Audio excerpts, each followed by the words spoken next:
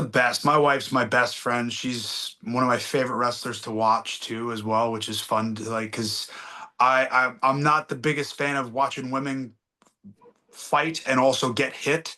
Not saying that just that's not been my thing, but like when it's done right, it's done right. And my wife is one of those that does it right as a wrestler, and she's one of the best in the world technically to me that I watch, and I learn so much from her, and she helps me so much in so many different ways, whether it's my promos with my own vernacular and my vocabulary.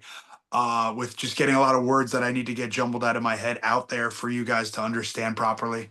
But it's the best. And we have our own podcast launching today. Our first episode just dropped on Spotify and Apple Podcasts, on YouTube as well, Fantastic. Boots to Boots.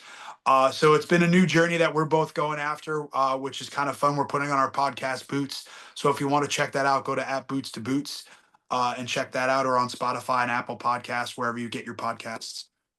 But Fantastic. it's, Fantastic. dude, it's the best. We got to travel together when we worked together in TNA. Now she's over in AEW and she's trying to go after the ROH Pure Championship, and I'm hoping she's going to bring that home. She's got her ROH Women's Championship and the Impact Knockouts title over there. So if you can see Yeah. it, then I got my Impact World title sitting right there, and then this one will be on the shelf at some point soon. So Many, many, many more to come on that shelf for sure there. yes. Dave.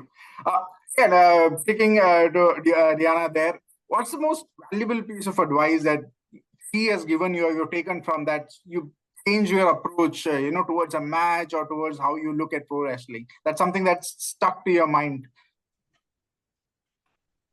Taking in those moments when they're there and you don't expect it, and soaking it in and having those moments to look to the crowd where normally I'm very much straightforward.